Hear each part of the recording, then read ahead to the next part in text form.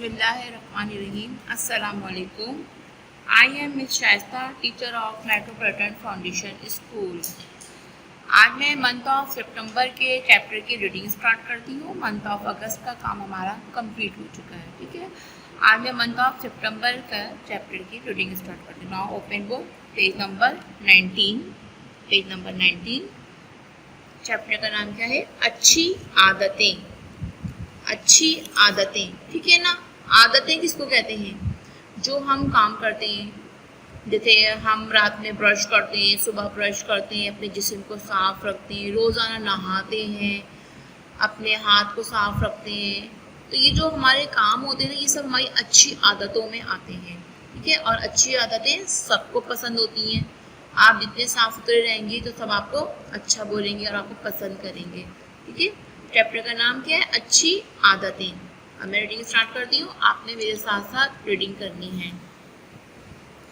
ताहा और अरूबा दोनों बहन भाई हैं। वो दोनों बहन भाई हमेशा साफ सुथरा रहते हैं। वो रोज़ाना नहाते हैं और अपना जिस्म साफ सुथरा रखते हैं। वो रोज़ाना दांत ब्रश करते हैं। ब्रश करने से उनके दांत साफ रहते हैं। वो खाना खाने से पहले हाथ धोते हैं और कुल्ली करते हैं। वो हर हफ्ते अपने नाखून तराशते हैं। अगर नाखून ना काटे जाएं तो इनमें मैल जमा हो जाता है। अपने जिस्म को रोज़ाना साफ सुथरा ना रखने से जिस्म में मैल जमा हो जाता है। इस वजह से इंसान बीमार हो जाता है। अपनी सफाई के साथ साथ ताहा और अरूबा अपनी चीज़ों को भी साफ सुथरा रखते हैं। वो अपनी किताबों और कपड़ों का खास ख्याल रखते हैं। इनका कमरा भी साफ सुथरा है। वो घर के कामों में अपनी अम्मी का हाथ बटाते हैं। इनकी अम्मी ने दोनों बच्चों को बताया है कि सफाई निस्फ ईमान है। साफ सुथरा रहने की वजह से इनके स्कूल और मोहल्ले के सब लोग इन्हें बहुत पसंद करते हैं, ठीक है स्टूडेंट्स। ये मैंने रीडिंग की है और इसमें मुझे ऐसा कोई वर्ड्स नहीं नज़र आया जो आप पहले ना पढ़ चुके हों। सब वर्ड्स बहुत आसान हैं, सारे अल्फाज बहुत अच्छी तरह से आप पढ़ें, हिज्जे करें तो आपको अच्छी तरह से समझ में आ जाएगा। और ये सब हम लोग बार बार रिपीट करते हैं उन अल्फाजों को जुमले की सूरत में। अब यहाँ बताइए आप मुझे, ताहा और अरूबा दोनों कौन है? बहन भाई हैं, ठीक है ना। वो दोनों बहन भाई हमेशा साफ सुथरा रहते हैं। अभी मैंने आपको बताया था ना कि हमेशा साफ रहना चाहिए। क्या कैसे साफ रहते हैं? वो रोज़ाना नहाते हैं और अपना जिस्म साफ रखते हैं। यानी कि अगर उनके पाँव गंदे हैं तो साफ करते हैं, अगर उनके सर गंदा है तो सर में शैम्पू लगा के साफ करते हैं। और इस तरह रोज़ नहाएंगे तो रोज़ कपड़े भी चेंज करेंगे, साफ कपड़े पहनेंगे, गंदे कपड़े नहीं पहनेंगे। तो इस तरह उनका जिस्म साफ रहता है। अपने जिस्म पे साबुन लगाते हैं ताकि कहीं मैल ना रह जाए और वो अच्छी तरह से नीट एंड क्लीन हो जाए। वो रोज़ाना दांत ब्रश करते हैं। रोज़ाना दांत ब्रश करते हैं। कितनी बार दांत को ब्रश करना चाहिए? 2 बार दांतों को ब्रश करना चाहिए, एक सुबह और एक रात में सोते वक्त। ब्रश करने से इनके दांत साफ रहते हैं, ठीक है ना। कि जब आप किसी के सामने बात कर रहे होंगे तो आपके दांत गंदे गंदे नजर आएंगे, जैसे लगेगा आपके टीथ में मैल लगा हुआ है। तो इसलिए आप ब्रश कर देंगे तो आपके टीथ साफ रहेंगे। आप अगर ब्रश नहीं करेंगे तो आपके मुंह से स्मेल आएगी, तो कोई सब कहेंगे वो दूर हटो भाई, आपके मुंह से तो स्मेल आ रही है। तो इस तरह हम अगर 2 बार ब्रश करेंगे तो हमारे उससे स्मेल भी नहीं आएगी और हमारे टीथ भी साफ साफ नज़र आएंगे। अगर नाखून ना काटे जाएं तो इनमें मैल जमा हो जाता है। हर हफ्ते नाखून काटने चाहिए, यानी कि जुम्मे वाले दिन फ्राइडे को नाखून काटना सुन्नत है। अल्लाह ताला ने फरमाया है कि फ्राइडे को नाखून काटो, तो हमारे हुज़ूर सल्लल्लाहु अलैहि वसल्लम ने इस पर अमल किया कि नाखून जो है फ्राइडे को काटना चाहिए, जुम्मे वाले दिन। यहाँ हफ्ता इसलिए लिखा है कि वो हर हफ्ते, यानी कि जुम्मा जो है हफ्ते में एक बार आता है, नाखून काटने चाहिए। रोजाना नहाना चाहिए और अपने नाखून को तराशना चाहिए हफ्ते में एक दिन। और आपने देखा होगा ना, किसी किसी बच्चे के जब नाखून बड़े हुए होते हैं तो उसके अंदर ब्लैक ब्लैक सा आ जाता है, तो वो होते हैं जरासीम, होते हैं जैम्स, होते हैं, वो हमारे मुंह में जाते हैं, पेट में जाएंगे और फिर इंसान बीमार भी पड़ सकता है। अपने जिस्म को रोज़ाना साफ सुथरा ना रखने से जिस्म में मैल जमा हो जाता है, यानी कि हमारे सर में मैल हो जाता है, हमारी गर्दन में मैल हो जाता है। तो हमारे जो हम लोग हमारे बॉडी के अंदर, मतलब जहाँ हम कपड़े पहनते हैं हमारी शर्ट के नीचे, तो हमारे जिस्म में मैल आ जाता है। तो इसलिए हमको रोज़ाना नहाना चाहिए, और अगर नहीं नहाएंगे तो क्या होगा, इंसान बीमार हो जाता है।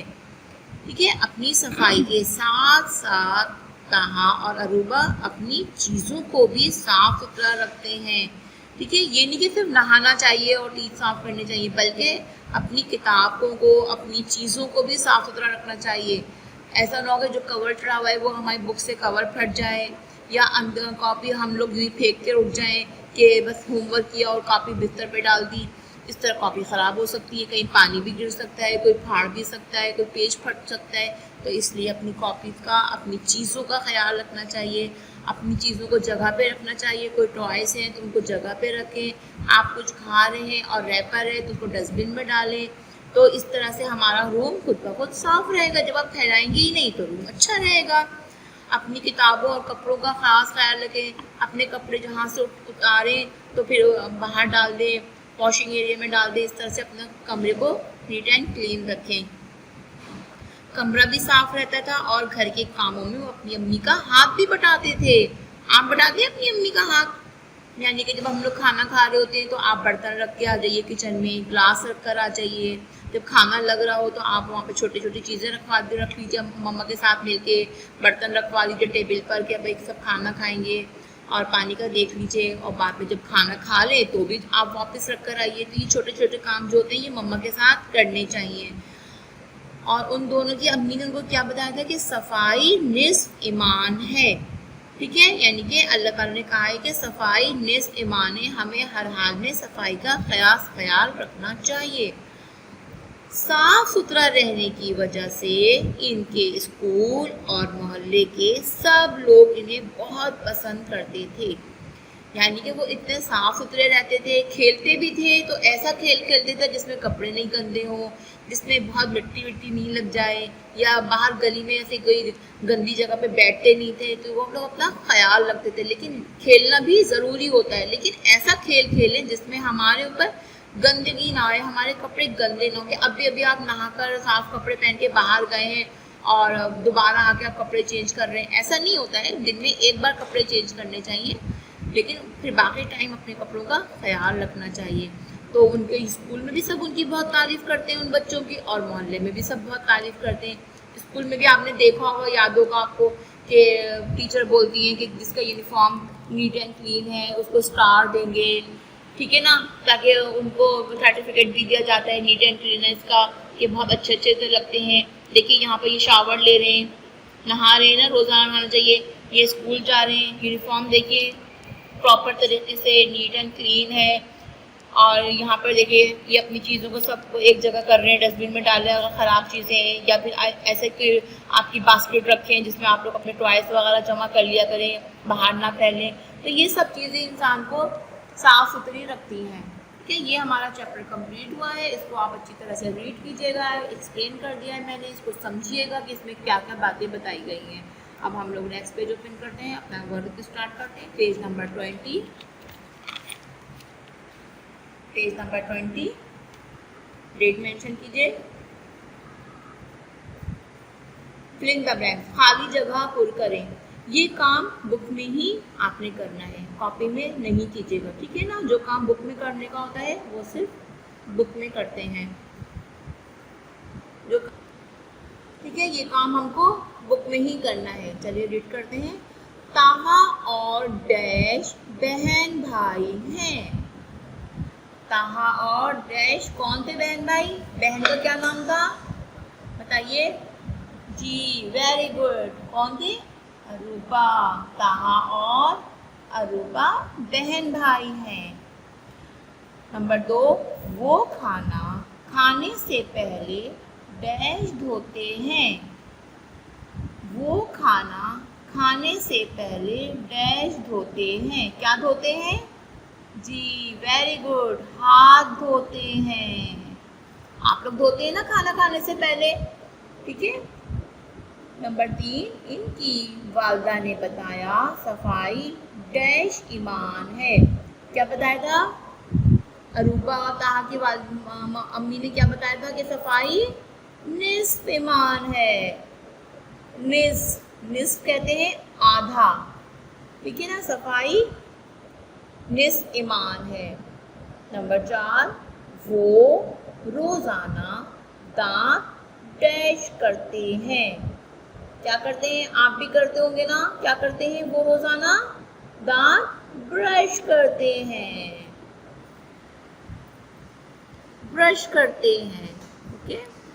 नंबर 5 है, वो अपनी डैश और डैश का खास ख्याल रखते हैं। किस चीज़ का ख्याल रखते हैं? हाथ धोने के अलावा, ब्रश करने के अलावा और किस चीज़ का ख्याल रखते हैं? वो अपनी किताबों का और कपड़ों का। वो अपनी किताबों और कपड़ों का खास ख्याल रखते हैं। ओके स्टूडेंट्स, दोबारा से रीड कर लेते हैं, खाली जगह पुर करें। ताहा और अरूबा बहन भाई हैं। वो खाना खाने से पहले हाथ धोते हैं। इनकी वालदा ने बताया सफाई निस्फ ईमान है। वो रोज़ाना दांत ब्रश करते हैं। वो अपनी किताबों और कपड़ों का खास ख्याल रखते हैं। ठीक है स्टूडेंट्स, ये काम आपको बुक में ही करना है और डेट ज़रूर मेंशन करनी है। जिस दिन हमारी वीडियो जाएगी उस दिन क्या आप डेट मेंशन कीजिएगा और ये काम आपने बुक में ही करना है। अब next page number 21, grammar question है ये। ग्रामर में है जुमला। जुमला किसे कहते हैं? किसी एक जुमले को बोलना, जैसे हम कोई बात बोलें तो वो एक जुमला कहलाता है। अगर हम एक हुर्फ, एक अल्फाज बोलेंगे तो वो हमारी समझ में नहीं आएगा। कुछ अल्फाज ऐसे होते हैं जो कि कंप्लीट नहीं होते, तो वो कंप्लीट जो हम बोलते हैं ना तो वो जुमला कहलाता है। अब मैं आपको आगे बताती हूँ जुमला किसे कहते हैं। एक से ज़्यादा हुरूफ मिलकर लफ्ज़ बनते हैं। हुरूफ किसे कहते हैं? जो हुरूफ तहज्जी होती है हमारी, अलिफ बे पे ते, वो हुरूफ कहलाते हैं। और जब हम 2 हुरूफी अल्फाज और 4 हुरूफी अल्फाज करते हैं तो वो क्या बन जाते हैं? लफ्ज़ बन जाते हैं। ठीक है, लफ्ज़ बन जाते हैं जब हम एक से ज़्यादा हुरूफ मिलकर लफ्ज़ बनते हैं। अगर हम लफ्ज़ों को किसी खास तरतीब से लिखें कि इनका सही मतलब बनता हो तो लफ्ज़ों के इस मजमूए को जुमला कहते हैं। अगर जैसे हमारे लफ्ज़ बन गए 2-2, 4-4 हुर्फी अल्फाज, हुर्फ को मिला के हमने कोई लफ्ज़ बना दिया, जैसे कुर्सी एक लफ्ज़ बन गया ना, काफ रे सीन, ये कुर्सी एक लफ्ज़ है। लेकिन अगर हम और भी लफ्ज़ इस तरह के लेकर और उसको एक तरतीब से लिखें तो वो क्या बन जाएगा? जुमला। अब जैसे कुर्सी का मैं बताऊं, कुर्सी एक लफ्ज़ है। अब इसका एक जुमला है, ये एक कुर्सी है, या ये लाल रंग की कुर्सी है। ये समझ में आया ना। अगर मैं आपसे बोलूं कुर्सी तो कुर्सी तो कुछ नहीं होता, कुर्सी एक लफ्ज़ तो है लेकिन कोई जुमला तो नहीं बना ना। कुर्सी क्या, कुर्सी ख़राब है, कुर्सी अच्छी है, वो नहीं समझ में आता। तो आप जब एक जुमला सही से लिखेंगे तो वो समझ में आता है ये कुर्सी अच्छी है। अब देखिए यहाँ पर कुछ अल्फाज लिखे, असलम गंदा। क्या असलम गंदा? असलम गंदा है, असलम गंदा था, असलम गंदा हो गया है, नहीं समझ में आ रहा ना। कराची खूबसूरत, कराची खूबसूरत है, कराची खूबसूरत है, कराची शहर खूबसूरत है, कराची के अंदर बहुत खूबसूरत चीज़ें हैं। क्या समझ में नहीं आ रहा ना? बस ये दो लफ्ज़ लिखे हुए ये। खाना खाता सलमान है, ये भी समझ में नहीं आ रहा है। तो ये जुमला लेकिन सही नहीं लिखा हुआ। सही जुमला वो होता है जिसके कुछ मायने पता चलते हैं। इरफान गया लाहौर नहीं, ये भी गलत अल्फाज लिखे हुए, इधर उधर लिख दिए। इरफान गया लाहौर नहीं। अब आगे देखते हैं, इनमें से कोई भी सही जुमला नहीं है, यानी कि ये जो जुमले लिखे हुए हैं ये सही जुमला नहीं है। इन लफ्ज़ों में कोई नामुकम्मिल है, या तो इसकी तरतीब सही नहीं, इसलिए ये जुमले नहीं हैं। इनके सही जुमले ये होंगे। अब ये जो हमारे गलत जुमले थे ना, अब देखिए यहाँ पर हम इनको सही जुमला करके लिखते हैं कि हमारी समझ में आ जाए। असलम गंदा, अब यहाँ देखिए असलम गंदा लड़का है। अब समझ में आया ना कि असलम को क्या बोला है कि असलम गंदा लड़का है। कराची खूबसूरत, कराची खूबसूरत शहर है। कराची खूबसूरत तो नहीं समझ में आ रहा था, लेकिन कराची खूबसूरत शहर है। खाना खाता सलमान है, यहाँ पर क्या है? सलमान खाना खाता है, सलमान खाना खाता है। इरफान गया लाहौर नहीं, इरफान लाहौर नहीं गया। ये हमारा सही जुमला है। अब आपको समझ में आ गया होगा कि जुमला किसको कहते हैं। चलिए अब आगे काम करते हैं। लफ्ज़ों की तरतीब दुरुस्त करके जुमले बनाइए। जिस तरह हमने ये ऊपर गलत लिखा था जुमला, हमने सही जुमले नीचे पढ़े ना, इसी तरह हमारे ये जुमले भी आगे पीछे लिखे हुए हैं, इसको हमने सही से लिखना है। स्कूल हूँ मैं सुबह जाता, ये तो गलत हो गया। सही जुमला क्या है? मैं सुबह स्कूल जाता हूँ। ओके। किताब ये है अच्छी, अब हम क्या लिखेंगे यहाँ पे? ये किताब अच्छी है। ओके। नंबर 3 है, नाम अफजल मेरा है, मेरा नाम अफजल है, ये हमने सही से लिख दिया है।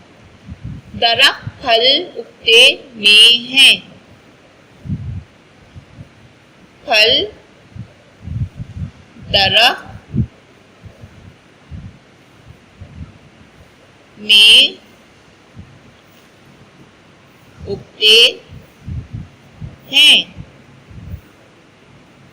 ये गलत जुमला लिखा था, हमने इन्हीं अल्फाज को आगे पीछे करके इसका सही जुमला बना दिया है। फल दरख्त में उगते हैं। उर्दू है ज़बान कौमी हमारी, हमारी कौमी